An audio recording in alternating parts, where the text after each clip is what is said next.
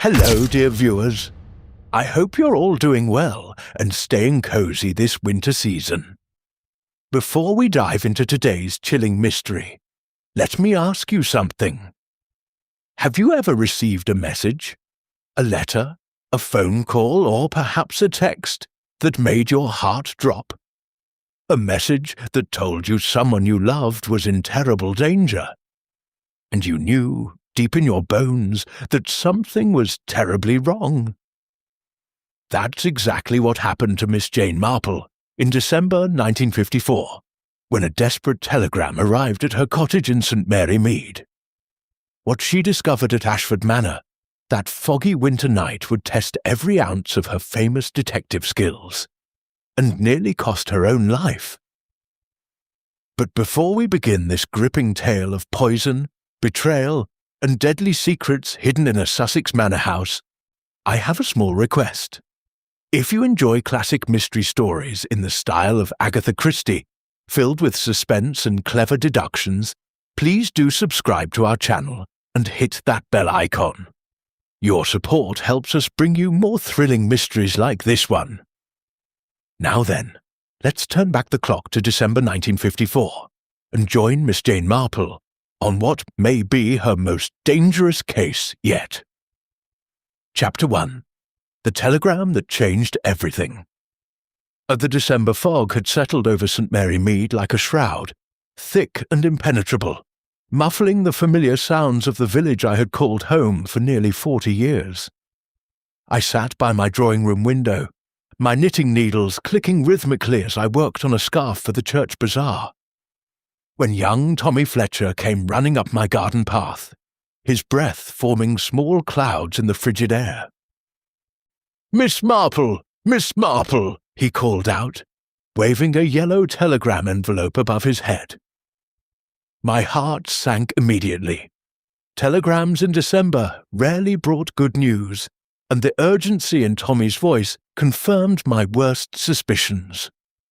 I set aside my knitting, a lovely lavender wool that reminded me of the hydrangeas in summer, and hurried to the door as quickly as my 70-year-old legs would carry me. "It's marked urgent, miss," Tommy panted, thrusting the envelope into my hands. His cheeks were flushed red from the cold and exertion. I pressed a shilling into his palm. "Thank you, dear boy. Do ask your mother if she received the jam I sent over." But Tommy was already racing back down the path, eager to escape the bitter cold. I closed the door and stood in my hallway, the telegram feeling heavier than its actual weight. The address was written in a hasty hand: Miss Jane Marple, Danemead Cottage, High Street, St. Mary Mead. With trembling fingers, I tore it open. "Come at once. Stop Dorothy. Gravely ill stop asks for you. Stop Ashford Manor, Sussex. Stop matter of utmost urgency. Stop Richard Blackwood. Dorothy, my dearest Dorothy Pembroke, my friend since our school days at Miss Greenshaw's Academy for Young Ladies. We had been inseparable once. Two girls who dreamed of adventure while practicing our needlework and French conjugations. Life had taken us on different paths. She had married into wealth and moved to Sussex while I had remained in St. Mary Mead. But our friendship had never wavered. We wrote each week without fail, sharing our thoughts, our observations, and occasionally our suspicions about the curious goings-on in our respective villages. But I had not heard from Dorothy in nearly 3 weeks. At first, I had attributed it to the Christmas rush, but a nagging feeling had settled in my chest. The same feeling I had experienced when young Mrs. Prothero's death had been deemed a tragic accident, only to prove most decidedly otherwise. I looked at the signature again: Richard Blackwood. Dorothy had mentioned him in her last letter. Her new secretary, hired to help manage the extensive Pembroke estate after her husband's death 2 years prior. An efficient young man, she had written.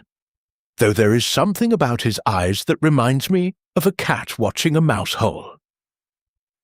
Dorothy had always possessed an excellent instinct for character, learned from years of observation at dinner parties and county gatherings. If she had harboured reservations about Mr. Blackwood, they were undoubtedly well-founded. I glanced at the grandfather clock in my hallway. 3:30. If I hurried, I could catch the 4:47 train to Sussex from the village station. The journey would take several hours, and I would arrive at Ashford Manor well after dark. But something in that telegram, the word urgent, underscored twice, told me there was no time to waste. Miss Marple? My faithful domestic help, Mrs. Mackenzie, appeared from the kitchen, wiping flour from her hands. Is everything quite all right? You've gone rather pale. I'm afraid I must make an unexpected journey to Sussex, I replied, already mentally cataloguing what I would need to pack. Mrs. Pembroke is gravely ill and has asked for me. Mrs. Mackenzie's face creased with concern. In this weather, miss, and so close to Christmas? Surely it could wait until morning when the fog lifts. But I was already climbing the stairs to my bedroom, my mind racing faster than my feet could carry me. Dorothy would not have sent for me, would not have asked Mr. Blackwood to send for me, unless something was terribly wrong. And if my suspicions were correct, if the unease I felt in my bones had any foundation in reality, then every moment I delayed might be a moment too late. I had failed to save lives before by hesitating, by assuming the best of human nature when evidence suggested otherwise. I would not make that mistake again. Dorothy needed me, and whatever awaited me at Ashford Manor in the fog-shrouded hills of Sussex, I would face it with the same determination that had seen me through countless village mysteries. Though I could not shake the terrible premonition that this time I might already be too late. Chapter 2. Arrival at Ashford Manor. The train journey to Sussex was interminable. I sat in a first-class compartment, an extravagance Dorothy would have insisted upon, watching the fog-obscured countryside slide past my window like shapes in a nightmare. My fellow passengers, a middle-aged businessman and an elderly clergyman, had attempted conversation at first, but something in my expression must have discouraged them, for they soon retreated behind their newspapers. I could not stop thinking about Dorothy's last letter, now tucked safely in my handbag. I retrieved it and read it again by the dim compartment light, searching for clues I might have missed. Dearest Jane, I find myself in the most peculiar situation. The house feels different somehow, as though the very walls are watching me. I know you'll say I'm being fanciful, but you know I've never been one for dramatics. Items have been moved in my study, small things that only I would notice. My late husband's papers have been disturbed, and then there's the matter of the nightcaps. The letter ended abruptly there, as if Dorothy had been interrupted. I had assumed she would continue in her next correspondence, but that next letter had never arrived. The nightcaps. What had she meant by that? By the time the train pulled into Hartfield station, it was past 8 o'clock. The platform was nearly deserted, lit by flickering gas lamps that cast eerie shadows through the fog. I gathered my small travelling case and stepped onto the platform, my breath visible in the icy air. Miss Marple? A voice emerged from the mist and a figure approached, a tall man in his early 30s, dressed in an expensive overcoat, his dark hair slicked back in the modern fashion. His face was handsome in a sharp, calculated way that immediately put me on guard. I'm Richard Blackwood, Mrs. Pembroke's secretary. I've brought the motor car." "How very thoughtful," I replied, studying him carefully. His handshake was firm, almost aggressively so, and his smile didn't quite reach his eyes that were indeed remarkably cat-like, just as Dorothy had described. "How is Mrs. Pembroke?" "I'm afraid her condition has deteriorated since I sent the telegram." He took my case and began walking toward a gleaming black Bentley parked at the station entrance. "Dr. Chilvers has been attending her, but—" He trailed off meaningfully. "But what?" "Mr. Blackwood." He opened the car door for me, his expression grave. "Dr. Chilvers believes it may be a matter of days, perhaps hours. She's been asking for you constantly. Your name is the only word she speaks clearly." My heart constricted painfully. Dorothy, my vibrant, clever Dorothy, reduced to this. "What is the nature of her illness?" "The doctor suspects it's her heart," Blackwood said as he started the engine, "though there have been complications. Stomach ailments, weakness, confusion. It came on quite suddenly about 10 days ago." 10 days? Approximately when her letters had stopped.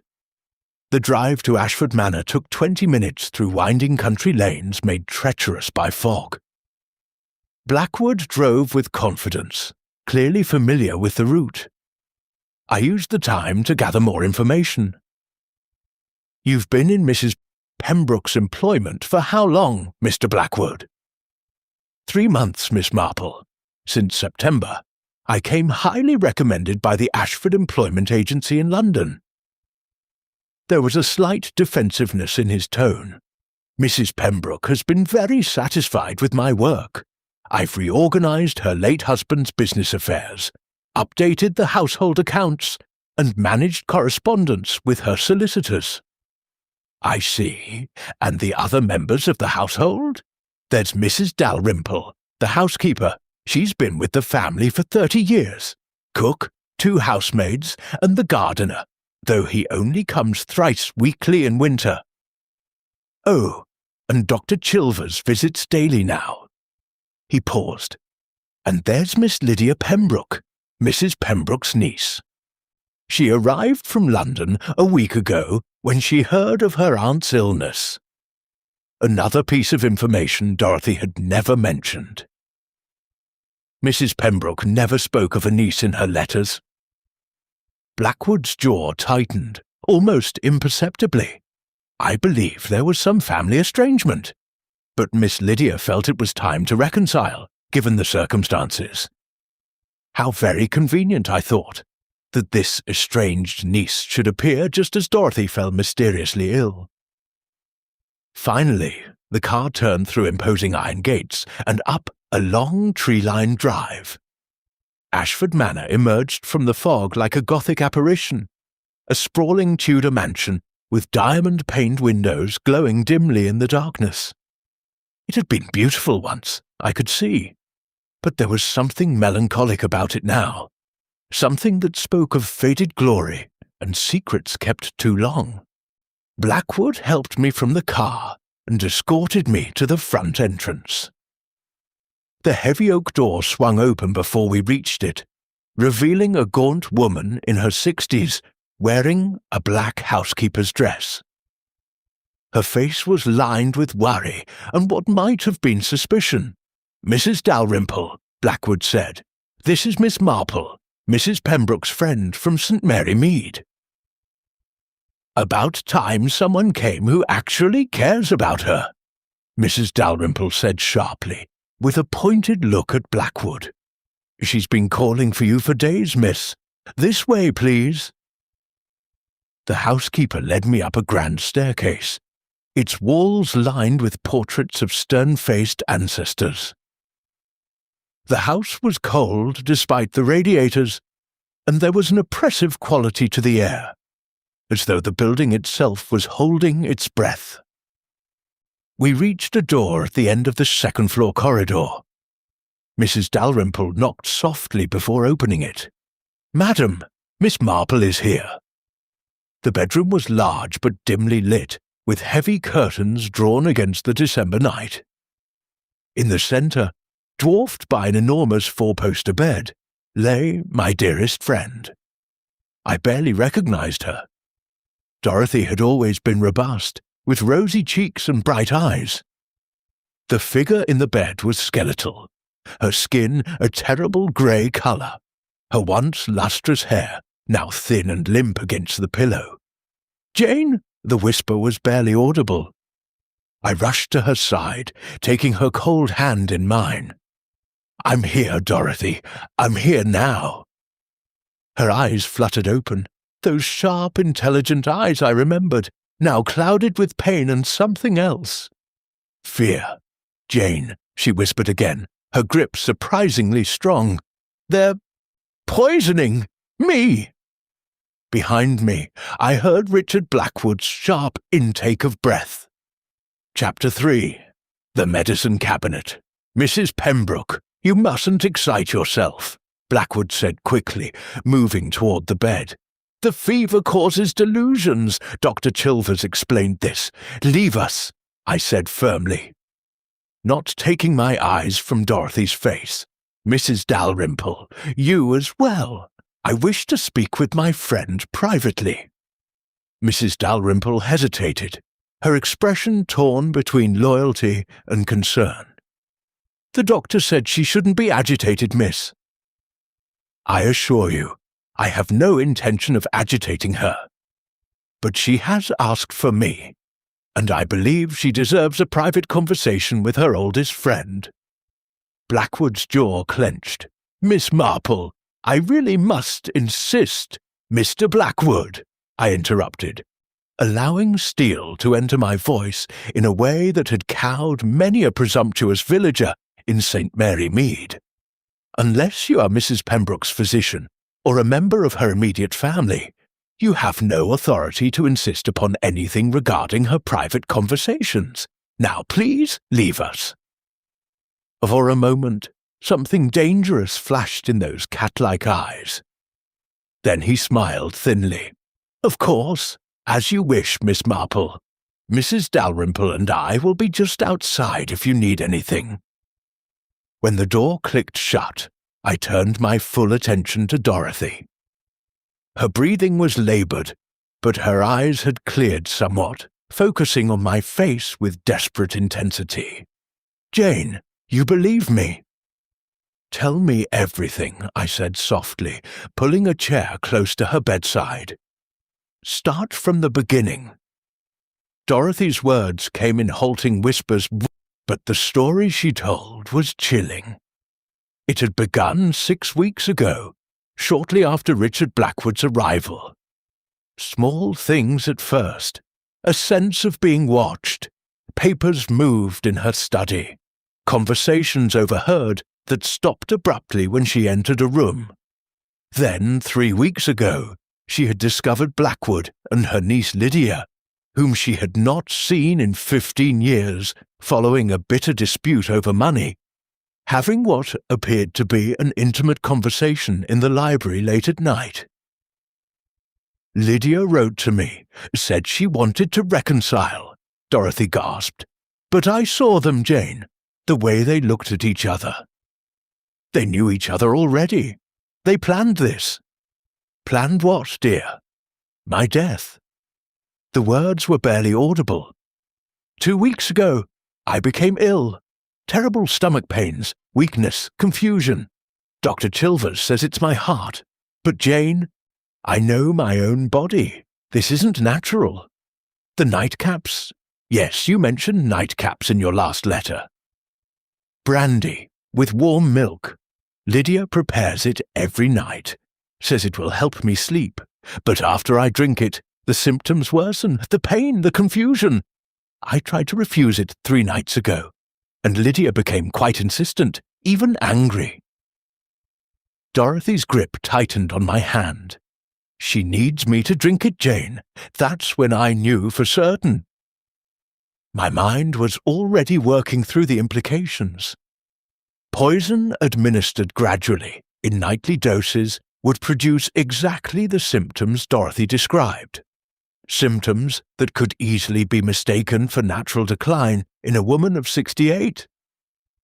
Have you told Dr. Chilvers your suspicions? He thinks I'm mad. They've convinced him I'm suffering from dementia, along with heart failure. Every time I try to speak of it, they give me more medicine to calm me. Her eyes filled with tears. I wrote to you 3 weeks ago, but I never got a response. I think they intercepted my letters. That explained the silence. Dorothy, listen carefully. I need you to refuse all food and drink that doesn't come directly from Mrs. Dalrymple's hands. Do you trust her? With my life. She tried to warn me about Blackwood, but I didn't listen. I thought she was being overprotective. Good, I'll speak with her. Now, where do they keep your medicines? Dorothy's eyes moved toward a mahogany cabinet near the window. There, Dr. Chilvers leaves my prescriptions. But Jane, Lydia has the only key now. She says it's for my own safety, to prevent me from taking the wrong dosage in my confused state. How convenient. I stood and examined the cabinet. Through the glass doors, I could see various bottles and vials, digitalis for the heart, laudanum for pain, several unmarked bottles that could contain anything. The nightcap, I said, returning to Dorothy's side. When is it usually brought? 9 o'clock, every evening. I glanced at the small clock on the mantelpiece, 8:30. Then we have time to prepare. Dorothy, tonight when the nightcap comes, you will drink it, but you won't swallow. Can you manage that? Understanding dawned in her eyes. Yes, but won't they notice? Not if we're clever about it. I spotted a potted fern on the windowsill. Perfect. You'll appear to drink, but instead you'll transfer the liquid to this handkerchief. I produced a clean one from my handbag, and I'll dispose of it in the plant pot. We must know for certain what's in that drink. A soft knock interrupted us. The door opened slightly, and a young woman entered, pretty in a hard, calculating way, with blonde hair curled in the latest fashion, and wearing an expensive silk dress that seemed out of place in a sick room. Her expression was one of practiced concern. Aunt Dorothy, you have a visitor. How wonderful. Her voice was syrupy sweet. I'm Lydia, Miss Marple. My aunt has spoken of you so fondly. I doubted that very much, given that Dorothy had never mentioned this woman in 30 years of correspondence. I rose and took her extended hand, noting the expensive rings on her fingers, new acquisitions by their unworn appearance. How kind of you to come and reconcile with your aunt during her illness, I said pleasantly. Family is so important, don't you think? Lydia moved to Dorothy's bedside, her smile never wavering. Aunt Dorothy, you look exhausted. Perhaps Miss Marple should let you rest. I'll bring your nightcap early tonight, shall I? You need your medicine. Actually, I interjected, Mrs. Pembroke and I have much to discuss. Old times, you understand. I've travelled quite far, and I'd like to sit with her for a while longer. Lydia's smile tightened almost imperceptibly. Of course. I'll return at 9 with the nightcap then. It's very important that she drinks it all. Doctor's orders. The emphasis on the last word was unmistakable. When she left, Dorothy looked at me with haunted eyes. You see, they won't let me be. Jane, if anything happens to me, nothing is going to happen to you, I said firmly. I give you my word. But I need you to tell me one more thing. Your will. Who benefits from your death? Dorothy's laugh was bitter and weak. Everything goes to Lydia. My solicitor advised against it, given our estrangement, but she's my only living relative. I changed it just 3 months ago at her insistence when we reconciled. She said she wanted to make amends, to care for me in my old age. Her voice broke. I was lonely, Jane. After Harold died, this house felt so empty. I wanted to believe she'd changed. 3 months ago, the same time Richard Blackwood had been hired. The pieces were falling into place with terrible clarity. But suspicion was one thing, proof was quite another. And if I was to save Dorothy's life, I needed more than elderly intuition. I needed evidence. Chapter 4. The Nightcap Test. At precisely 9 o'clock, Lydia returned carrying a silver tray with a crystal tumbler containing the infamous nightcap. Richard Blackwood accompanied her, his presence entirely unnecessary, but clearly intentional. They wanted to ensure Dorothy drank every drop. "Here we are, Aunt Dorothy," Lydia cooed, setting the tray on the bedside table. "Your special nightcap, prepared just as you like it." I had positioned myself in the chair beside Dorothy's bed, my knitting in my lap, the very picture of a harmless elderly companion. Over the years, I had learned that people often underestimated women who knitted. They saw the needles clicking away and assumed absent-mindedness, when in fact I was observing everything with razor-sharp attention. "It smells different tonight," Dorothy said weakly, playing her part perfectly. "Sweeter, somehow. I added an extra measure of honey," Lydia replied smoothly. "Dr. Chilvers suggested it might help with your throat. Now drink up while it's warm." Dorothy reached for the glass with trembling hands. I leaned forward as if to help steady her, positioning my handkerchief discreetly between us. Our eyes met briefly. An understanding passed between old friends who had known each other for 6 decades. Dorothy raised the glass to her lips and tilted it back. I watched Lydia's face carefully. The woman's expression was one of studied concern, but there was something else underneath. Anticipation, perhaps even eagerness. Blackwood stood by the door, his arms crossed, his cat eyes fixed on Dorothy's throat, watching for the telltale movement of swallowing. With practiced subtlety, Dorothy pressed the handkerchief to her lips as if dabbing away a drop, while actually emptying most of the liquid into the cloth. I took it from her smoothly, as one might take a handkerchief from an invalid, and tucked it into my cardigan pocket. "All of it, Aunt Dorothy," Lydia urged. "You've barely touched it." "It's making me feel queasy," Dorothy protested weakly. "Nonsense! The medicine is essential for your recovery." Lydia's voice had hardened. She picked up the glass and held it to Dorothy's lips. "Just a few more sips." "Miss Pembroke," I interjected gently, "perhaps if Mrs. Pembroke is feeling unwell, we shouldn't force—" "With respect, Miss Marple, you've only just arrived.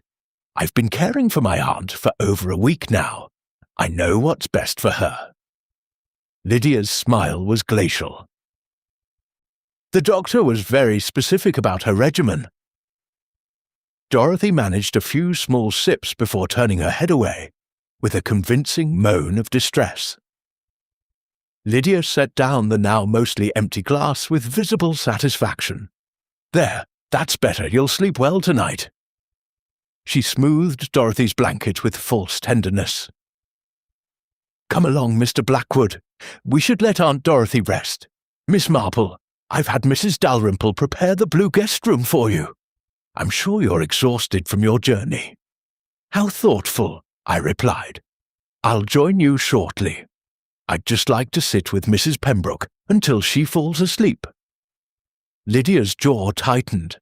"I really don't think—" "I insist," I said pleasantly but firmly. "Old friends, you understand. We have our own ways." For a moment, I thought she might argue further.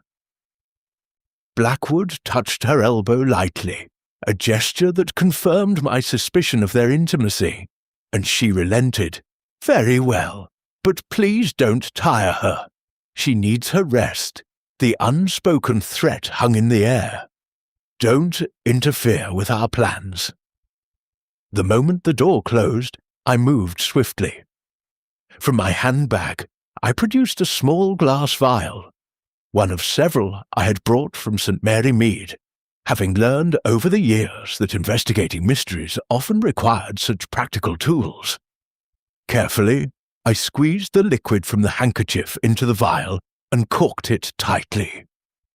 "Well done, Dorothy," I whispered. "Now, let's test this." I moved to the potted fern and poured a small amount of the remaining liquid from the glass onto the soil. Then I settled back into my chair, my knitting needles resuming their rhythm, and waited. Dorothy had closed her eyes, feigning sleep. I noticed her breathing was steadier now, less laboured than before. Interesting.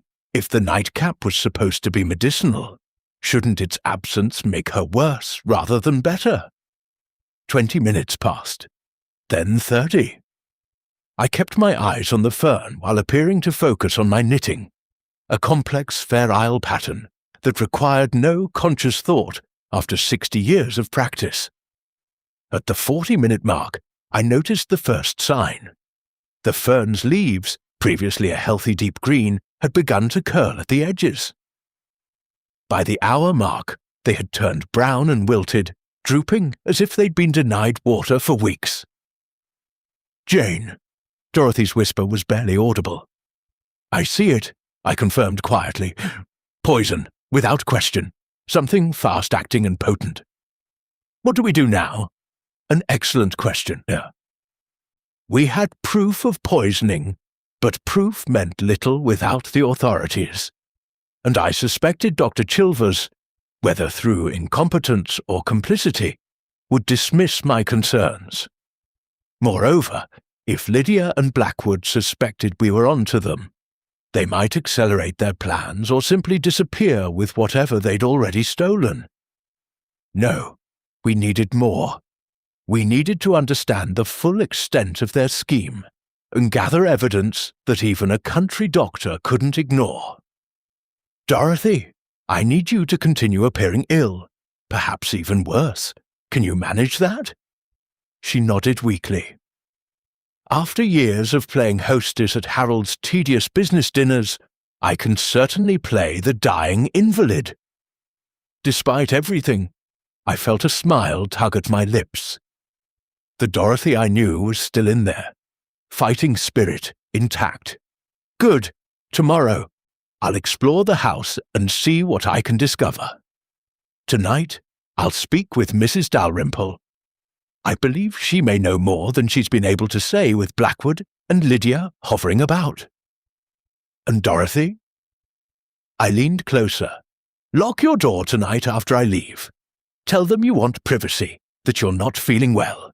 Don't let anyone in until morning, not even with another nightcap." "What about you? Jane, if they realize you suspect them?" "I'm just a harmless old lady from the countryside, come to visit her dying friend," I said, allowing a slight quaver to enter my voice, the kind that suggested senility. People always underestimate elderly women. It's our greatest advantage. I gathered my things and tucked the vial safely into my handbag. At the door, I paused and looked back at Dorothy. In the dim lamplight, she looked so fragile, so vulnerable. But I could see the determination in her eyes. "We'll get them, Dorothy. I promise you that." "I know," she whispered. "You always were the cleverest girl at Miss Greenshaw's, even if Miss Pemberton always gave you lower marks because you asked too many questions." I smiled at the memory. Some habits are impossible to break.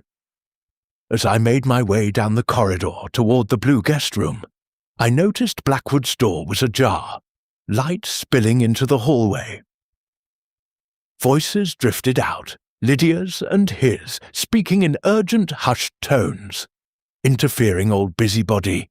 Should never have let her come. Too late now. We proceed as planned. She's too weak to last much longer anyway. But what if the old woman suspects? Then we'll have to deal with her too. A chill ran down my spine, but I kept walking, my footsteps deliberately slow and shuffling, maintaining my disguise of harmless elderly confusion. I had been threatened before, by murderers far more dangerous than these two amateur poisoners. They would discover, as others had before them, that underestimating Miss Jane Marple was a fatal mistake. The question was, would I uncover their complete scheme before they struck again? Chapter 5. Secrets in the Servants' Hall. I rose early the next morning, well before dawn. Years of village life had accustomed me to waking with the cockerels, and I had always found that the hours between 5 and 7 o'clock were when a house revealed its true nature. Servants spoke freely, believing their employers safely abed. Doors left unlocked at night remained so. And people engaged in nefarious activities often grew careless in those quiet hours, before the household stirred. The blue guest room was comfortable but cold, the radiator providing insufficient warmth against the December chill. I dressed quickly in my sensible wool dress and cardigan, pinned my hair into its customary neat bun, and ventured into the corridor. Ashford Manor was a different place in the pre-dawn darkness. The electric lights that had blazed the night before were extinguished, leaving only the grey light filtering through windows to illuminate my path. The house creaked and settled around me, old timbers contracting in the cold. And I found myself thinking of Dorothy's words. The house feels different somehow, as though the very walls are watching me. I made my way down the servants' staircase, a narrow passage I had noted the previous evening, and followed the scent of baking bread to the kitchen. Mrs. Dalrymple stood at the large range, her back to me, kneading dough with the vigorous movements of someone working out frustration. "Mrs. Dalrymple," I said softly, not wanting to startle her. She turned quickly, flour dusting her hands and apron. Her lined face showed relief when she saw me. "Miss Marple, I was hoping you'd come down early. We need to talk, but not here." She glanced toward the ceiling nervously. "The morning room. Give me 10 minutes to get the bread in the oven." I waited in the morning room, a pleasant space with large windows overlooking the frost-covered garden. True to her word, Mrs. Dalrymple appeared shortly with a tea tray. She poured us both cups with shaking hands. "I don't know where to begin," she said, sitting heavily in a chair across from me. "I've served the Pembroke family for 30 years. I watched Mrs. Dorothy marry Mr. Harold, saw her happy, saw her grieve when he passed 2 years ago. And now I'm watching her die, and there's not a blessed thing I can do about it." "You suspect foul play," I said gently. "Suspect." Her laugh was bitter. "Miss Marple, I know it for certain. That girl, that Lydia, she's poison herself. And as for Mr. Blackwood—" She shook her head. "He arrived 3 months ago with impeccable references, smooth as silk, and within a week he'd charmed Mrs. Dorothy completely. Took over the running of the household accounts, the estate business, everything. Started making changes. Dismissing staff who'd been here for years." "Who did he dismiss?" "Old Thomas, the head gardener. 40 years he'd been here.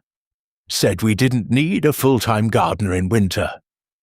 Then Mary, one of the housemaids, and Albert, Mr. Harold's valet who'd stayed on after his death. Anyone who might have noticed things, anyone loyal to the family." She leaned forward, her voice dropping to a whisper. "They're stealing from her, Miss Marple. I've seen Mr. Blackwood in Mr. Harold's study late at night, going through papers, the safe. And Miss Lydia's been taking jewellery, silverware. Small pieces at first, things Mrs. Dorothy might not notice. But last week I caught her with Mrs. Dorothy's mother's pearl necklace. Worth thousands, that is. When I confronted her, She said Mrs. Dorothy had given it to her. A lie, plain as day. Did you tell Mrs. Pembroke? Mrs. Dalrymple's eyes filled with tears. I tried, but by then she was already ill, and they convinced Dr. Chilvers that I was a jealous old woman upset about the new arrangements. The doctor told Mrs. Dorothy that stress from household disputes was worsening her condition, and she should let Miss Lydia handle everything to preserve her strength. She wiped her eyes roughly. After that, they watched me like hawks, wouldn't let me near her without one of them present. What about the nightcaps? Who prepares them? Miss Lydia. She insists on it, says it's a special family recipe. She uses Mrs. Dorothy's private stock of brandy, the Napoleon that Mr. Harold laid down years ago. Keeps it in her own room now, says it's safer there. Mrs. Dalrymple's voice hardened. But I've seen her, Miss Marple, 3 nights ago. I couldn't sleep and came down to the kitchen for warm milk. I passed Miss Lydia's room, and her door was ajar. She was at her dressing table with the brandy bottle, and she was adding something to it from a small brown bottle. When she heard me in the corridor, she hid it so quickly she nearly dropped the whole thing. My pulse quickened. This brown bottle, did you see what it was? Not clearly, but it looked like one of the medicine bottles from Dr. Chilvers's bag. I've seen him leave his bag in the library while he examines Mrs. Dorothy. Anyone could take something from it. Anyone indeed. I thought of arsenic, readily available in rat poison and fly papers. Or antimony, often found in medications. Administered gradually in brandy, either would produce the symptoms Dorothy had described: stomach pain, weakness, confusion. And both were difficult to detect without proper analysis. Mrs. Dalrymple, I need your help. Last night, I collected a sample of the nightcap. I need to have it analyzed, but I can't leave the house without arousing suspicion. Is there someone you trust in the village, someone who could take this to a chemist in London? She considered for a moment. My nephew, Peter. He works at the post office in the village. He's a good lad, discreet. He could take the morning train to London if needed. Excellent. I'll prepare a letter to accompany the sample. I paused, considering my next question carefully. Mrs. Dalrymple, what do you know about the relationship between Miss Lydia and Mr. Blackwood? The housekeeper's expression turned knowing. They're lovers, Miss Marple. Oh, they think they're clever about it, but I've run a household too long not to recognize the signs. The looks they exchange, the way they disappear together. Last week I found them in the library in what you might call a compromising embrace. They claimed they were just discussing household matters, but household matters don't require a man to have his hand on a woman's waist in that particular way. So my suspicions were confirmed. This wasn't simply theft or opportunism. It was a carefully orchestrated conspiracy between lovers. They had targeted Dorothy deliberately, wormed their way into her household and her trust, and now they were slowly murdering her to claim her fortune. There's something else, Mrs. Dalrymple continued. Mr. Blackwood received a telegram yesterday afternoon. I saw it on the hall table before he collected it. It was from a Mr. Gerald Harcourt in London. The name struck me because I'd heard it before. Mr. Harold used to speak of a Gerald Harcourt who swindled several of his business associates before disappearing.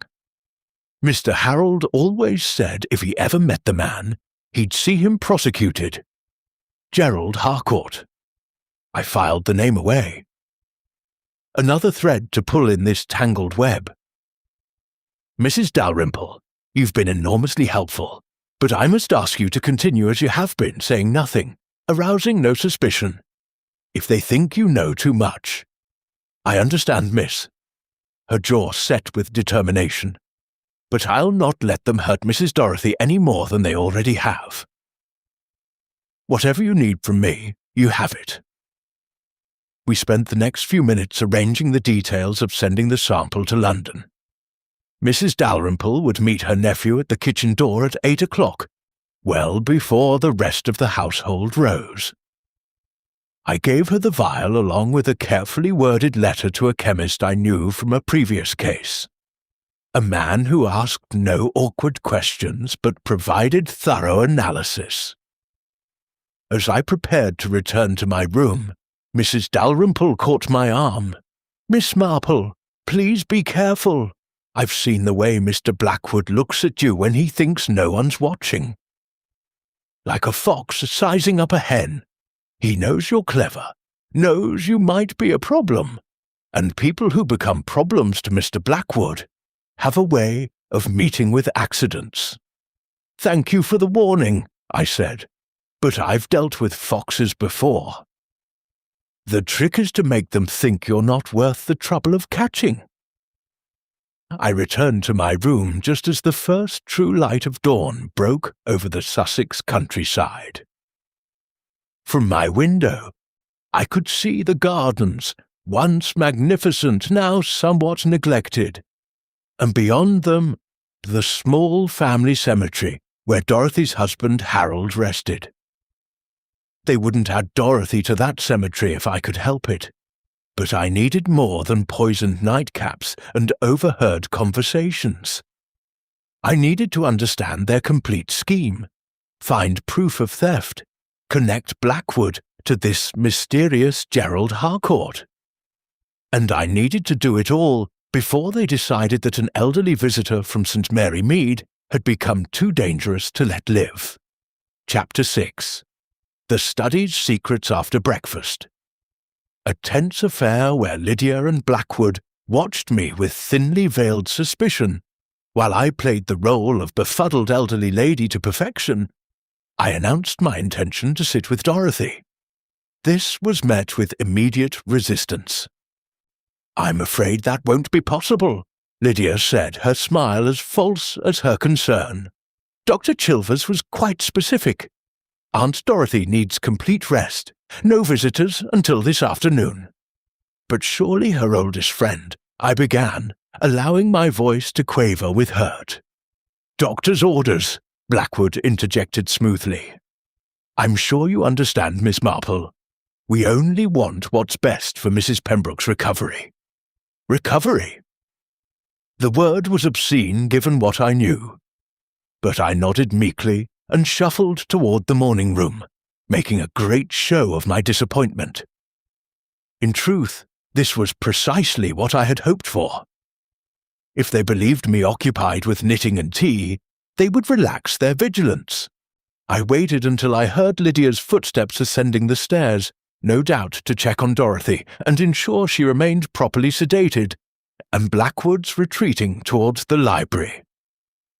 Then I set aside my knitting and moved with considerably more speed and purpose than I had displayed at breakfast. Harold Pembroke's study was on the ground floor, down a corridor lined with hunting prints and family portraits. The door was closed, but unlocked. Arrogance or carelessness on Blackwood's part. I slipped inside and closed it quietly behind me. The study was a masculine room, all dark wood panelling and leather chairs, with the lingering scent of pipe tobacco despite 2 years of disuse. A massive mahogany desk dominated the space, its surface now cluttered with papers and ledgers that bore the marks of Blackwood's occupation. But what drew my attention was the portrait above the fireplace, Harold Pembroke himself, painted in his prime, with keen eyes that seemed to watch over his domain, even in death. I began with the desk, moving papers carefully to avoid disturbing their arrangement. Bank statements, household accounts, correspondence with solicitors, all innocuous on the surface. But my years of observing human nature had taught me that criminals rarely disposed of incriminating evidence completely. They believed themselves too clever to be caught, and that arrogance invariably left traces.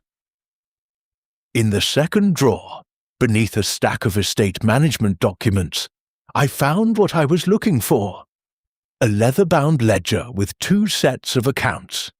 The first set matched the official household records: staff wages, maintenance costs, routine expenses. But the second set told a different story entirely. Over the past 3 months, significant sums had been withdrawn from Dorothy's accounts. £20 here, 50 there, carefully disguised as legitimate business expenses. Repairs to the stables that had never been made. Payments to suppliers who didn't exist. The amounts were substantial enough to be profitable, but small enough not to trigger immediate alarm. In total, I estimated nearly £300 had been embezzled. But that wasn't the worst of it. Clipped to the back of the ledger was a document that made my blood run cold. A new will, dated just 1 week ago, leaving everything not to Lydia but to my devoted secretary, Richard Blackwood, in recognition of his faithful service and care. Dorothy's signature appeared at the bottom, but even my untrained eye could see it was a forgery. The letters were too perfect, too studied, lacking the natural flow of Dorothy's usual elegant hand. They had been practicing her signature, preparing to alter or replace the legitimate will.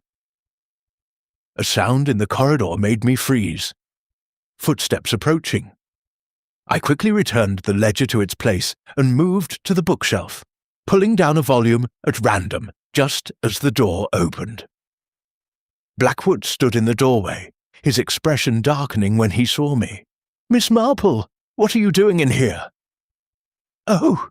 I clutched the book to my chest, allowing confusion to cloud my features. "I'm so sorry, Mr. Blackwood. I was looking for the morning room and must have taken a wrong turn. This house is rather large, and at my age, I'm afraid I get quite turned around." I glanced at the book in my hands, a volume on fox hunting. "I thought I might find something to read. I do hope I haven't intruded."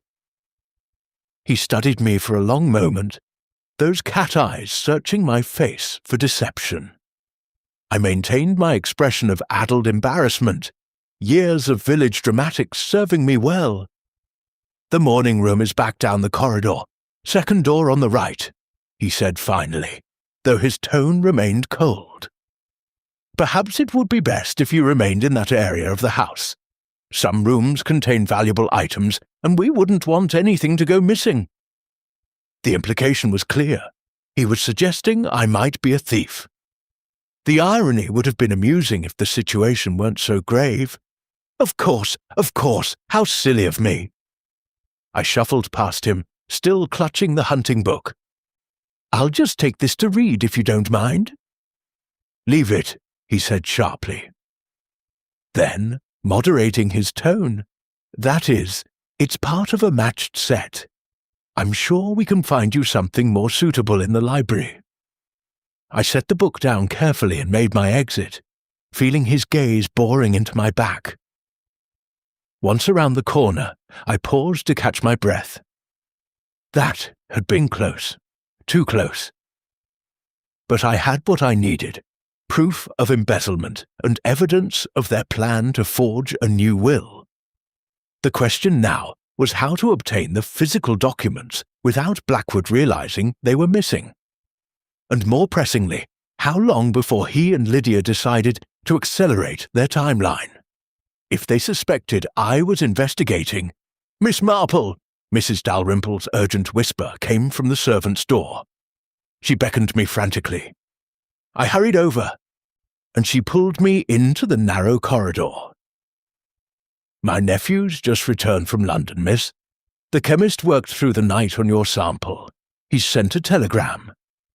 She pressed it into my hands with trembling fingers. I unfolded the paper and read the message, my worst fears confirmed. "Sample contains arsenic trioxide. Stop dosage." Sufficient to cause death within 1 to 2 weeks. Stop symptoms consistent with chronic poisoning. Stop immediate medical attention required. Stop Wadsworth. Arsenic, I murmured, the poison of choice for patient murderers throughout history. Readily available in flypapers and rat poison, easily dissolved in brandy and producing symptoms that mimicked natural illness. Without the nightcap test, without the analysis, Dorothy would have died and no one would have questioned it. What do we do? Mrs. Courrepousse Dalrymple asked desperately. We must fetch the police. Dr. Chilvers must be told no. I gripped her arm firmly. Not yet. We have proof of poisoning, yes, but we need more. If we act now, Lydia and Blackwood will claim they knew nothing of it, that someone else had access to the brandy. They'll lawyer their way out of it, and Dorothy's reputation will be destroyed in the process. Mad old woman making accusations against her devoted niece and secretary. We've seen it happen before. Mrs. Dalrymple's face fell, but she knew I was right. In 1954, England, the word of two well-dressed, articulate young people would carry more weight than that of a sick old woman and her elderly friend. Then what? She asked. We need a confession, or we need to catch them in the act of something equally damning. The forgery, perhaps, or the theft. Something irrefutable. I thought quickly. Tonight, I'll search Lydia's room, while she's preparing Dorothy's nightcap. If we can find the forged will, the stolen jewellery, perhaps even the arsenic itself. Miss Marple, that's terribly dangerous. Yes, I agreed, but so is waiting. Every day we delay is another day Dorothy weakens. Another day these vipers have to cover their tracks or eliminate anyone who stands in their way. A bell rang from upstairs, Dorothy's room. We both looked up at the ceiling. That's Mrs. Dorothy's bell, Mrs. Dalrymple said. She only rings it in emergencies. Miss, something's wrong. We both hurried toward the stairs, propriety abandoned. As we reached the first-floor landing, we heard Lydia's voice, high and agitated, calling from Dorothy's room. Mr. Blackwood, come quickly. Aunt Dorothy has taken a turn. I reached the room first, bursting through the door with Mrs. Dalrymple close behind. Dorothy lay in her bed, her face ashen, her breathing shallow and rapid. Lydia stood by the bedside, the picture of distressed concern, but I noticed the empty brandy glass on the nightstand, and the triumphant gleam in her eyes that she couldn't quite conceal. They had given her another dose. In broad daylight, with me in the house, they were accelerating the timeline, and if I didn't act soon, my dearest friend would be dead before sunset. Chapter 7. A Desperate Gambit. Send for Dr. Chilvers at once, I commanded, dropping all pretense of elderly befuddlement. My voice carried the authority of someone accustomed to managing village crises, and even Lydia blinked in surprise. I've already sent the maid, she replied, recovering quickly. Poor Aunt Dorothy. She seemed better this morning, but then she insisted on taking her tonic early. What tonic? I demanded, moving to Dorothy's bedside. Her pulse was rapid and thready beneath my fingers. The one Dr. Chilvers prescribed, for her heart. Lydia gestured to a brown medicine bottle on the nightstand. The same type of bottle Mrs. Dalrymple had seen her adding to the brandy. I picked it up and examined the label. Digitalis tincture. 10 drops in water, twice daily. But when I uncorked it and sniffed, beneath the bitter scent of foxglove, I detected something else. The faint, garlic-like odour characteristic of arsenic compounds. How many drops did you give her? I asked sharply. The prescribed amount, of course, 10 drops. Lydia's eyes widened with false innocence. Miss Marple, surely you're not suggesting— I'm suggesting nothing. I'm merely concerned for my friend. I turned to Mrs. Dalrymple. Fetch milk from the kitchen. As much as you can carry. Quickly now. Milk." Blackwood had appeared in the doorway, his expression wary. "What good will milk do?" "It's an old remedy for stomach complaints," I said, meeting his gaze steadily. "My mother swore by it. Mrs. Pembroke is clearly suffering digestive distress." What I didn't say was that milk could help slow the absorption of arsenic, buying Dorothy precious time. It was a remedy I had learned about during an unfortunate incident in St. Mary Mead involving a jealous gardener and rat poison. Mrs. Dalrymple returned within minutes, carrying a large pitcher. I helped Dorothy drink glass after glass, ignoring Lydia's protests that we were overtaxing the patient. Dorothy's eyes met mine. She understood what I was doing and forced herself to swallow despite her nausea. Dr. Chilvers arrived 20 minutes later, a portly man in his 60s with the comfortable complacency of someone who had practiced in the same country village for 40 years. He examined Dorothy with perfunctory thoroughness, while I watched from the corner of the room. "Her heart is very weak," he pronounced finally. "I'm afraid there's little more we can do except keep her comfortable. These episodes are to be expected at this stage." "Dr. Chilvers," I said, stepping forward, "might I have a word with you in private?" He looked surprised but nodded. We stepped into the corridor, leaving Lydia and Blackwood with Dorothy. I closed the door firmly behind us. "Doctor, I have reason to believe Mrs.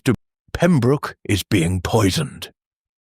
His expression cycled through surprise, disbelief, and finally dismissive concern. The look of a man confronted with an elderly woman's hysterics. "Miss Marple, I understand you're worried about your friend, but Mrs. Pembroke is suffering from natural heart failure, complicated by—" "Arsenic poisoning," I interrupted, producing the chemist's telegram from my pocket. "This sample was taken from the nightcap Miss Pembroke gives her aunt every evening. It contains a lethal dose of arsenic trioxide." Dr. Chilvers took the telegram with reluctant hands and read it slowly. His face paled. Are you quite certain this sample came from Mrs. Pembroke's nightcap?"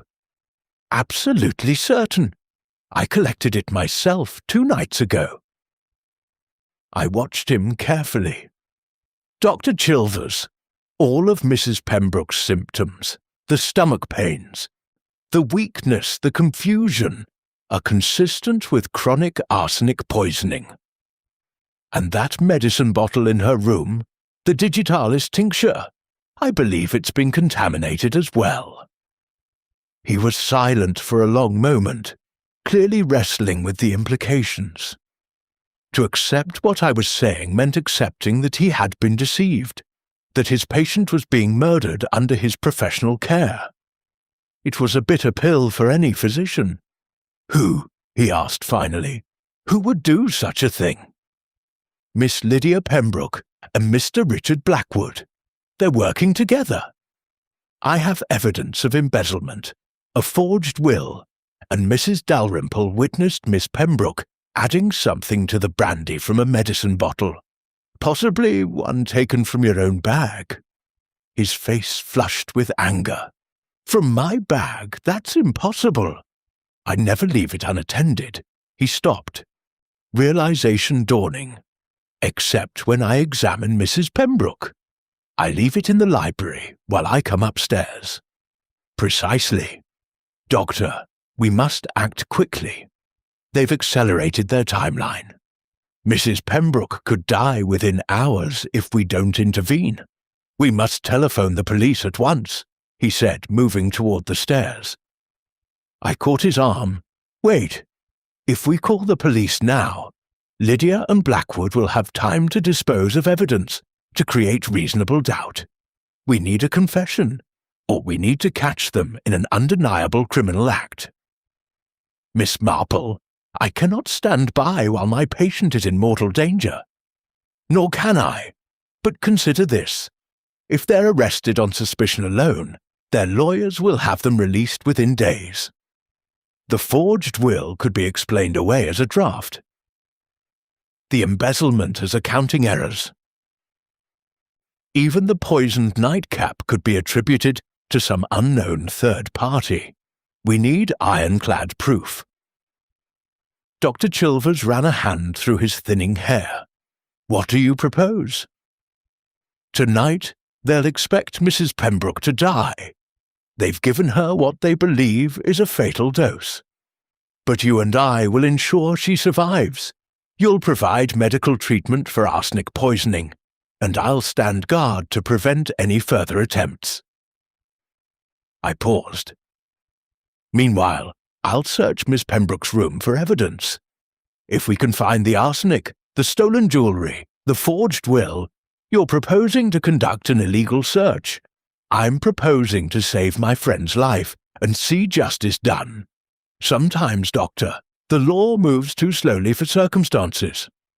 He studied me for a long moment, and I could see the internal debate playing across his face. Finally, he nodded. Very well, but I'll not have Mrs. Pembroke's death on my conscience. I'll administer atropine and gastric lavage if necessary. And Miss Marple? His voice hardened. If you're wrong about this, if there's an innocent explanation— There isn't, I said firmly, but I appreciate your caution. It speaks well of your character.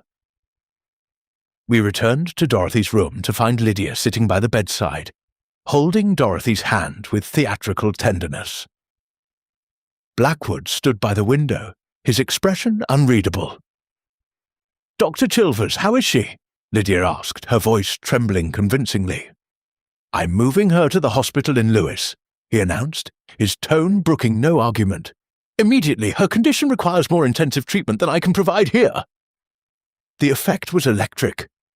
Lydia's face went white. The hospital? But surely— Are you questioning my medical judgment, Miss Pembroke? No, of course not. But the journey in her weakened state will be managed carefully.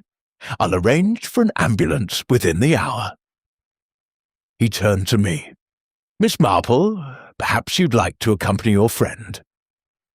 Actually, I said, playing my part, I'm feeling rather unwell myself. The shock of seeing dear Dorothy so ill. I think I should lie down. But Mrs. Dalrymple could accompany her, couldn't you, Mrs. Dalrymple? The housekeeper caught on immediately. Of course, miss. I'll pack Mrs. Dorothy's things right away. Lydia and Blackwood exchanged glances. An entire conversation in that single look. Their plan was crumbling. If Dorothy reached the hospital, real doctors would discover the poisoning. They had perhaps 1 hour to act, to either stop the transfer or eliminate the threat permanently. As I retreated to my room, I heard Blackwood's voice, low and urgent, speaking to Lydia in the corridor. We need to talk. The library, now. I gave them 5 minutes, then crept down the servants' stairs. The library door was closed, but voices carried through the old wood, angry, desperate voices. Can't let her reach the hospital. Too risky now. That Marple woman suspects. Finish it tonight. Make it look like her heart simply gave out.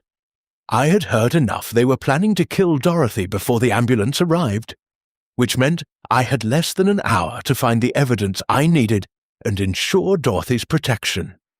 The game had reached its final, most dangerous stage. Chapter 8. The Evidence in Room 13. I had perhaps 30 minutes before Lydia and Blackwood emerged from their conspirators' conference.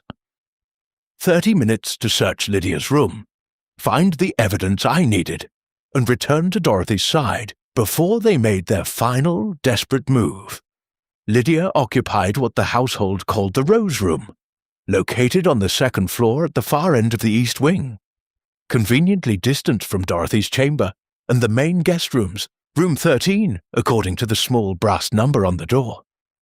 How fitting. I knocked softly first, a precaution against the unlikely chance someone had remained behind. Silence answered. The door was locked, but decades of village life had taught me useful skills. A hairpin, properly bent, worked wonders on these old-fashioned locks. Within seconds, I was inside. The Rose Room belied its charming name. While beautifully appointed with delicate floral wallpaper and an elegant canopy bed, Lydia had transformed it into something else entirely. A treasure trove of stolen goods and incriminating documents. She had been either supremely confident or remarkably careless. Perhaps both. I began my search methodically, starting with the dressing table. The top drawer contained the usual feminine accoutrements, cosmetics, hairpins, perfume bottles. But beneath a silk scarf, I found Dorothy's mother's pearl necklace, the one Mrs. Dalrymple had mentioned. Next to it lay a diamond brooch, several gold rings, and a ruby bracelet I recognized from the portrait of Dorothy in the drawing room. The second drawer proved even more illuminating. A small wooden box contained approximately £200 in cash, no doubt skimmed from Dorothy's accounts. Beside it lay a collection of bank documents showing withdrawals and transfers, all bearing Dorothy's forged signature. But it was the third drawer that made my blood run cold. Nestled among folded stockings was a brown glass bottle, labelled Fowler's Solution, a tonic containing arsenic that had been freely available for decades before its dangers became widely known. The bottle was nearly empty. Beside it lay another bottle, this one clearly stolen from Dr. Chilvers's bag, laudanum used to sedate patients. And a third bottle, unlabelled, containing a white powder. I carefully pocketed the Fowler's Solution and the white powder, wrapping them in my handkerchief. This was proof positive of the murder weapon. A leather portfolio on the writing desk contained even more damning evidence. Inside were multiple practice sheets showing Lydia's attempts to forge Dorothy's signature, dozens of them becoming progressively more skilled. And there, at the bottom, were 2 copies of a will. The first was Dorothy's legitimate will, leaving everything to Lydia. The second was the forgery I'd glimpsed in the study, leaving everything to Blackwood. So they had planned to betray each other as well. How perfectly their characters aligned, neither capable of genuine loyalty even to their co-conspirator. Beneath the wills, I found letters that made my stomach turn. Correspondence between Lydia and a London solicitor named Gerald Harcourt, the same name Mrs. Dalrymple had mentioned. The letters outlined their scheme with shocking frankness. Once the old woman is dead and the estate is mine, I'll liquidate the assets and we'll disappear to the continent. Blackwood suspects nothing of our arrangement. He believes we'll marry after a respectable mourning period, the fool. You were right. He's useful, but ultimately disposable. Harcourt's response was equally chilling. Proceed as planned. I've arranged documentation for your new identity, Mrs. Victoria Ashworth. Once you reach Paris, I'll meet you there. The Pembroke fortune will provide us with a very comfortable life indeed. As for Blackwood, his criminal record makes him the perfect scapegoat should anything go wrong. The police will be only too happy to believe he acted alone. Criminal record. So Blackwood was not the respectable secretary he'd claimed to be. I searched quickly through the remaining papers and found what I was looking for. A private investigator's report on Richard Blackwood, real name Richard Black, convicted of fraud in 1948, served 3 years, released on good behavior in 1951. The report detailed his method, gaining employment with wealthy elderly individuals embezzling funds, and disappearing before suspicion could form. But this time, he'd escalated to murder. Or perhaps Lydia had been the architect of that particular refinement. I was photographing the documents with the small camera I'd had the foresight to pack, another useful tool acquired through previous investigations, when I heard footsteps in the corridor. My heart hammered. The footsteps paused outside the door. I quickly gathered the most damning evidence, stuffed it into my cardigan pockets, and looked desperately for somewhere to hide. The wardrobe was too obvious. Under the bed, too undignified and too slow. My eyes fell on the adjoining door. These old manor houses often had connecting doors between rooms. I tried the handle. Locked, but from this side. I turned the key as quietly as possible and slipped through just as I heard the main door beginning to open.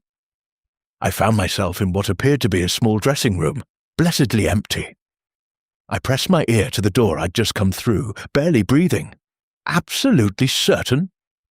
Lydia's voice, tense with anxiety. She knows. Blackwood's reply was grim. I saw her coming out of the study yesterday.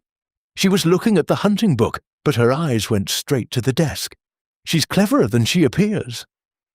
Then we have no choice. We finish this now, before the ambulance arrives. Lydia's voice had lost all its sweet pretense. It was hard, cold, calculating. I'll prepare one final dose, enough to stop her heart within minutes. We'll say she had a massive attack, that the stress of the transfer was too much, and the Marple woman. A pause. She's in her room, isn't she? Feeling unwell, she said. Perhaps she should have an unfortunate accident. A fall down the stairs, perhaps. These old houses are so dangerous, especially for elderly ladies with poor eyesight. 2 deaths in one day might raise questions. Not if we're careful. The old woman's been distraught about her friend. Anyone could see that at breakfast. Overcome with grief, she stumbled, fell. Tragic, but entirely believable. Lydia's voice hardened further. Richard, we're past the point of half measures. If we don't act now, decisively, we'll both hang. Silence. Then, very well. You handle the aunt. I'll deal with Miss Marple. Make it look accidental. Push her down the main staircase. The fall should be sufficient, but if not, the sound of something metallic clicking. I'll ensure she doesn't survive to tell tales. A gun. He had a gun. When? Lydia asked. Give me 10 minutes to get into position. I'll wait near her room. When you hear me call out, Mrs. Pembroke needs you, Miss Marple. That's when you administer the final dose. In the confusion of Miss Marple's accident, no one will think to question the timing of your aunt's death. Perfect, and Richard. Lydia's voice softened with false affection. After this is over, after we've dealt with Harcourt and claimed our freedom, you do still plan to marry me? Of course. My dear, his lie was as smooth as silk. We'll be married in Paris, I promise you. I heard the sound of an embrace, a kiss. Then footsteps moving toward the door. They were leaving, moving into position for murder. I waited until I heard the main door close, then carefully opened the dressing room door. The rose room was empty. I moved quickly to the main door and peered into the corridor. Deserted. I had perhaps 5 minutes before Blackwood stationed himself near my room. 5 minutes to warn Mrs. Dalrymple, to secure Dorothy's protection, and to turn the hunters into the hunted. But as I stepped into the corridor, I felt the cold press of metal against my spine. I thought you might be listening, Miss Marple. Blackwood's voice whispered behind me. You really should have stayed in St. Mary Mead, where harmless old ladies belong. Now walk slowly toward the main staircase, and please don't make me pull this trigger. I'd prefer your death to look accidental, but I'm not particular about method." The gun barrel pressed harder against my back, and I realized with terrible clarity that I had made a fatal miscalculation. I had been so focused on finding evidence that I'd forgotten the most important rule of investigating murder. The killers are always more dangerous when cornered. Chapter 9. The Turning of Tables. "Mr. Blackwood," I said calmly, despite the gun pressed against my spine, "I do hope you've thought this through. Murder is considerably more serious than fraud and embezzlement." "Walk," he commanded, prodding me forward with the pistol, toward the stairs, "and don't try anything clever. I've no compunction about shooting you right here and claiming I caught you stealing from Miss Pembroke's room." "Is that what you'll tell Lydia?" I asked, taking slow, measured steps down the corridor. "Or does she know you were planning to kill her as well? I found the correspondence, you see, between Lydia and Gerald Harcourt. Your employer knows nothing of your little arrangement with her, does he? He believes you're both going to disappear with Dorothy's fortune." The gun wavered slightly. Just a fraction, but enough to confirm my suspicion. "You're bluffing." "Am I? The letters are quite explicit. Blackwood is useful but ultimately disposable, I believe were her exact words. She plans to frame you for Dorothy's murder and flee to Paris with Harcourt. Rather humiliating for a man who fancies himself a master criminal. To be so thoroughly duped by a woman half his age. We had reached the top of the main staircase, the very spot where he intended to stage my accident. Below, I could see the marble floor of the entrance hall, hard and unforgiving. A fall from this height would almost certainly be fatal. "Lies," Blackwood hissed, but I heard the uncertainty in his voice. "Lydia loves me. We planned this together. Did you plan together that she would leave you penniless while she enjoyed Dorothy's fortune in Paris? Or that Gerald Harcourt, who I believe is not merely a solicitor but her lover, would be waiting for her there?" I turned slowly to face him, keeping my hands visible and my expression grandmotherly. "My dear Mr. Blackwood, surely a man of your experience recognizes when he's been played for a fool?" His face had gone white with fury, or perhaps realization. The gun remained pointed at my chest, but his hand trembled slightly. In that moment, I saw not a calculating killer, but a vain, aging confidence man who had finally encountered someone cleverer than himself. "Even if that's true," he said, recovering some of his composure, "killing you still serves my purpose. With you gone, there's no one to contradict my story. I'll convince the police that Lydia acted alone, a greedy niece who murdered her wealthy aunt. I'll be the innocent secretary who tried to stop her. Except Dr. Chilvers knows about the arsenic, and Mrs. Dalrymple witnessed Lydia adding poison to the brandy. But she also saw you going through Dorothy's private papers, stealing from the household accounts. You're both guilty, Mr. Blackwood, and you're both going to hang for it." "Then I've nothing to lose, have I?" His finger tightened on the trigger. "Actually, you have everything to lose, or rather, everything to gain." I spoke quickly now, words tumbling over each other. "Help me stop Lydia, testify against her and Harcourt, and I'll ensure the court knows you were a mere accomplice, coerced by a more ruthless partner. Accessory to attempted murder carries a lighter sentence than murder itself. You're only 53, Mr. Blackwood. You could be free again by the time you're 60. But if you kill me now, if you let Dorothy die, you'll hang before spring." I watched the calculation happening behind his eyes. Self-preservation warring with pride. The desire for vengeance against Lydia competing with the instinct to eliminate me as a witness.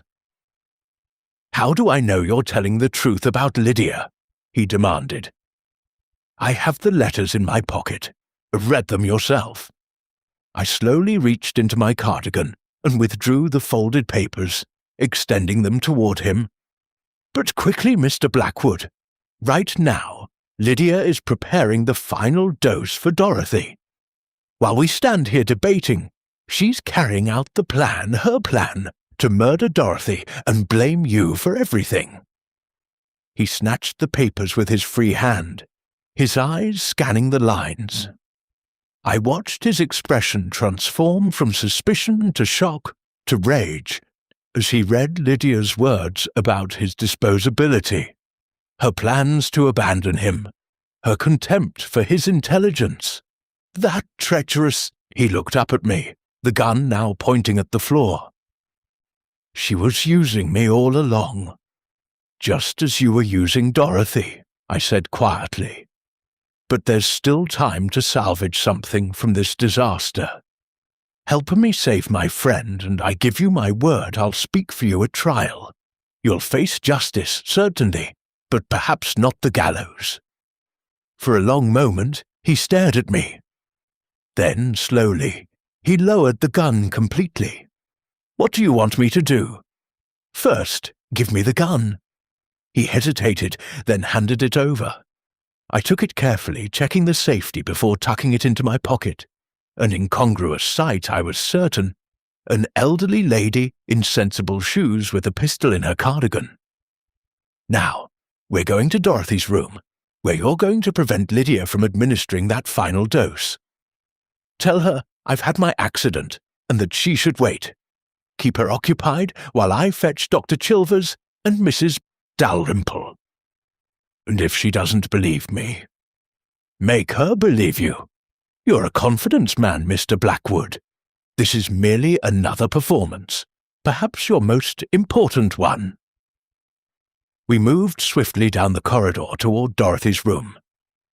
Through the door, we could hear Lydia's voice, sweet and poisonous. "Just one more sip, Aunt Dorothy. It will help you sleep. By the time the ambulance arrives, you'll feel much better. I promise." Blackwood burst through the door, his expression wild. "Lydia, stop! Something's gone wrong."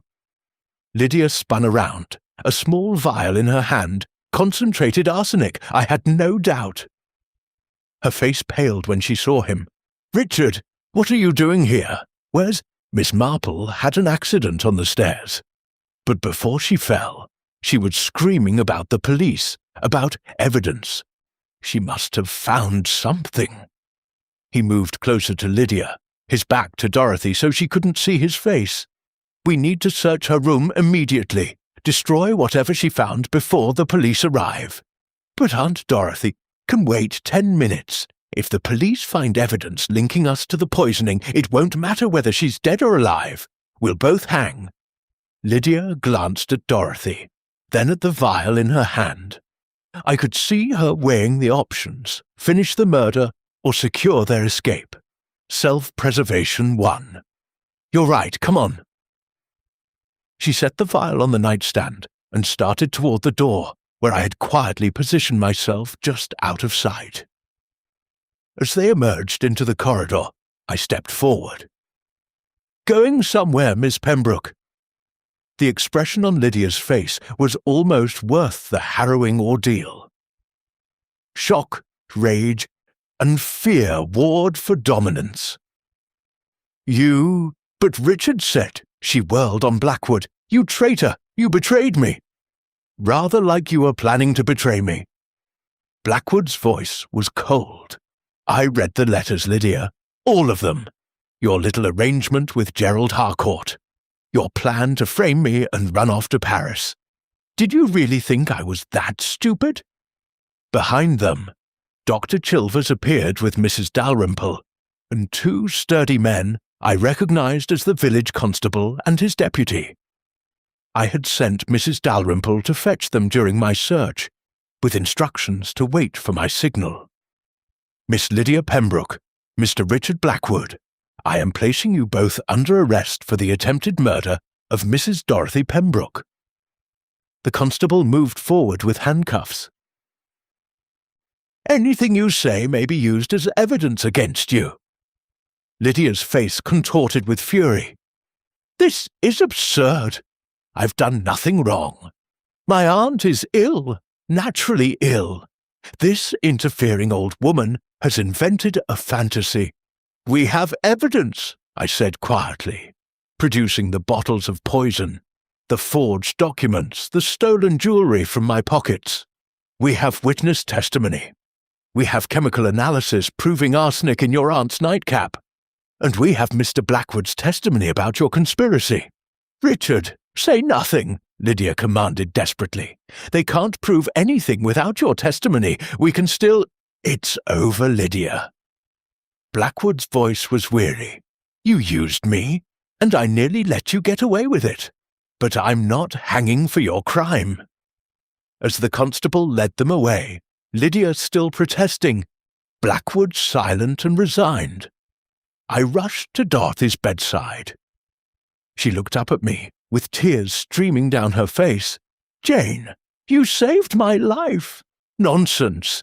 You saved yourself by having the good sense to recognize you were being poisoned, and the wisdom to send for me." I took her hand, feeling its warmth, its strength returning already. "Though I must say, you gave me quite a fright." Dr. Chilvers began his examination, administering proper treatment for the arsenic poisoning. "She'll recover fully," he assured me, "thanks to your quick thinking with the milk, and your investigation stopping the poisoning when you did. A few more days." He didn't need to finish the sentence.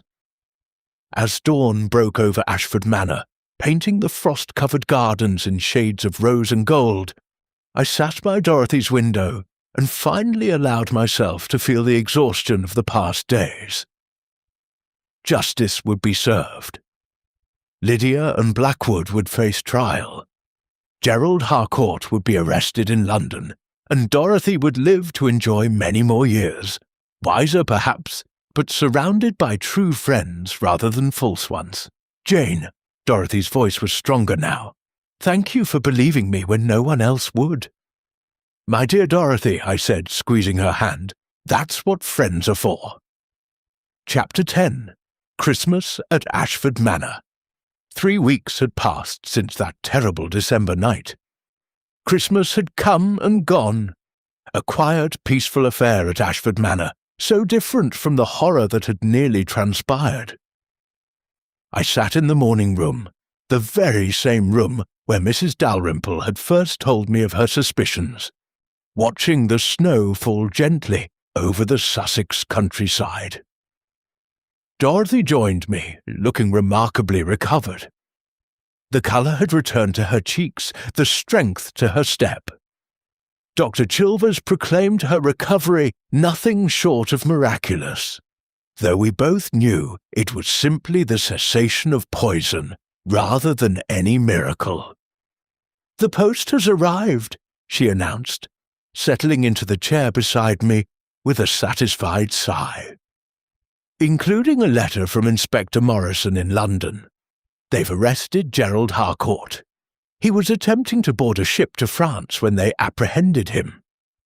"How very predictable," I remarked, setting down my knitting. "Criminals so rarely display originality in their escape attempts." Dorothy opened the letter and read aloud. "Mr. Harcourt has confessed to his role in the conspiracy, hoping for leniency. He claims the scheme was entirely Miss Pembroke's conception, that he merely provided logistical support." How typical, everyone blaming everyone else. And what of the trials? Scheduled for March at the Old Bailey. The prosecutor believes we have an exceptionally strong case. Attempted murder, fraud, embezzlement, forgery. Inspector Morrison writes that both Lydia and Blackwood are attempting to turn on each other, each claiming the other was the mastermind. Dorothy's expression hardened. I confess I take no pleasure in their predicament, despite what they did to me, but justice must be served. Indeed it must. I thought of Lydia's face as she was led away. The mask of sweetness finally stripped away to reveal the calculating killer beneath. And Blackwood, the aging confident man who had finally met his match in a woman more ruthless than himself. Though I must say, Mr. Blackwood's testimony will be crucial. Without it, Lydia might have wriggled free. Do you think he'll really testify against her? Oh yes, hell hath no fury like a conman conned. His pride was wounded far more than his heart. He'll testify, and eloquently too. It may be the performance of his life. I picked up my teacup, savouring the warmth.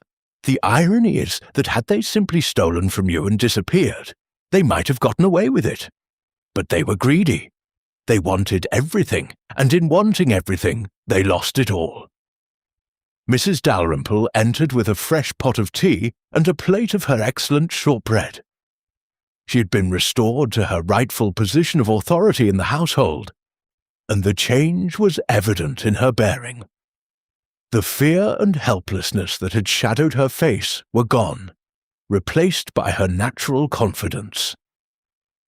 "The house feels right again," she said, pouring our tea. "It's as if a dark cloud has lifted. Even the walls seem lighter, if that makes sense." "Perfect sense," Dorothy assured her. "You were right about everything, Mrs. Dalrymple. About Blackwood, about Lydia. I should have listened to you from the start." "Begging your pardon, ma'am, but you were lonely. After Mr. Harold passed, this big house with just me and a few servants, you wanted family. That's not a crime. The crime was theirs, preying on your kindness." After Mrs. Dalrymple left, Dorothy turned to me with an expression I knew well, the look of someone who had been thinking deeply about something. "Jane, I've been considering my will. Obviously, Lydia is no longer my heir. I have no other living relatives, and I find myself at rather a loss." She paused. "I've decided to leave the bulk of the estate to charitable causes, hospitals, orphanages, that sort of thing. But Ashford Manor itself, I wonder if you might consider it." "Dorothy, I couldn't possibly, not for yourself necessarily, but perhaps as a home for retired governesses, or elderly ladies without families?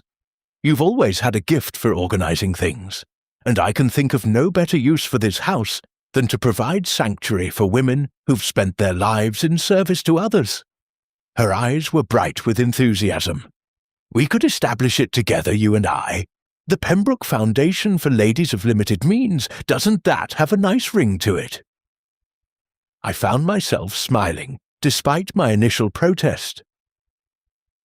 It was precisely the sort of practical, useful idea that Dorothy would conceive, turning her near tragedy into something that would benefit others.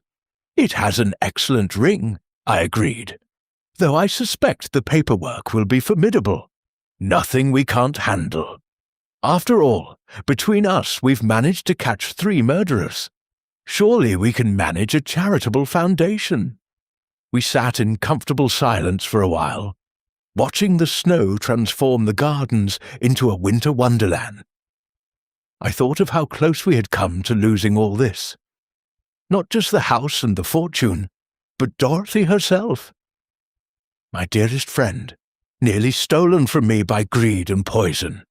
"You know," Dorothy said quietly, "I've been thinking about that last letter I wrote you, the one about the nightcaps and the house feeling wrong. If you hadn't paid attention to those small details—" "But I did pay attention. That's what old friends do." I set down my knitting and looked at her seriously. "Dorothy, in all our years of correspondence, you've never been one for dramatics or fancy. When you wrote that something felt wrong, I knew to take it seriously. The tragedy would have been if I'd dismissed your concerns as the imaginings of an elderly woman." Society does tend to dismiss elderly women, doesn't it? Dorothy mused. We're expected to be quiet and grateful and not make trouble. Lydia and Blackwood certainly counted on that. My own doctor thought I was going mad when I tried to tell him I was being poisoned, which is precisely why we must never allow ourselves to be dismissed, I said firmly. We have experience, observation skills, and intelligence. The fact that some people choose to see only grey hair and wrinkles is their failing, not ours. A knock at the door interrupted us. Mrs. Dalrymple returned, this time accompanied by a telegram boy. For you, Miss Marple, marked urgent. I opened the telegram with a slight sense of trepidation. Urgent telegrams had brought me to Ashford Manor in the first place. But this one made me smile. Miss Marple. Stop, your presence required. St. Mary Mead, stop. Vicar's wife discovered dead in garden. Stop, police baffled. Stop, village in uproar. Stop, please come immediately. Stop. Griselda. Dorothy read over my shoulder and laughed, a genuine, delighted laugh. Back to St. Mary Mead with you then. Another mystery to solve. It appears so. I folded the telegram carefully. Though I confess I could use a few weeks of peace and quiet after this particular adventure. Will you come back to visit? Once I'm stronger. Once the trials are over. Try to keep me away. Someone needs to ensure you don't hire any more suspicious secretaries. I stood gathering my knitting bag. Besides, we have a charitable foundation to establish. That will require numerous planning meetings, don't you think? Numerous, Dorothy agreed, rising to embrace me. Jane, I truly don't know how to thank you. You saved my life. And you've enriched mine immeasurably over the past 60 years. I'd say we're even. I pulled back and looked at her sternly. Though I must insist you screen your household help more carefully in future. Background checks, references from people you actually know, that sort of thing. I promise. No more charming secretaries with excellent references from London agencies. Excellent. Now, I must pack. The 2:30 train to St. Mary Mead waits for no one, and apparently the vicar's wife has been murdered in her garden. As I climbed the stairs to the blue guest room for the last time, I reflected on the strange journey that had brought me to Ashford Manor.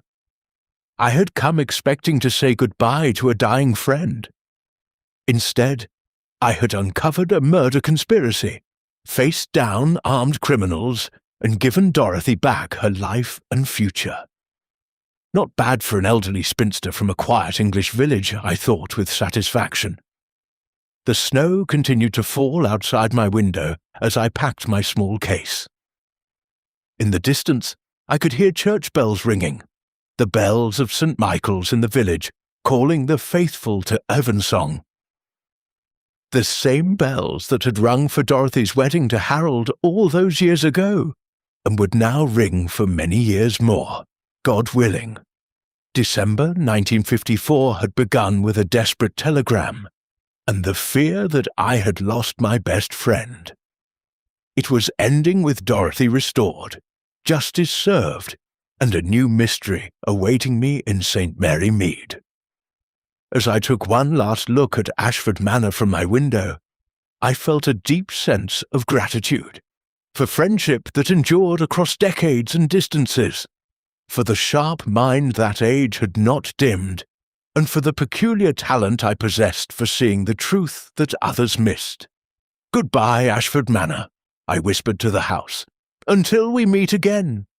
The manor stood silent and stately in the falling snow, its dark secrets finally purged, ready at last to become a place of sanctuary rather than danger. And I, Jane Marple, caught the 2:30 train back to St. Mary Mead, where a new puzzle awaited. After all, mysteries don't solve themselves. The end. Author's note. This story is a work of fan fiction, inspired by the brilliant Miss Jane Marple, created by Dame Agatha Christie. While the characters and setting pay homage to Christie's beloved detective, this particular mystery is an original creation, crafted with deep respect for the Queen of Crime's enduring legacy.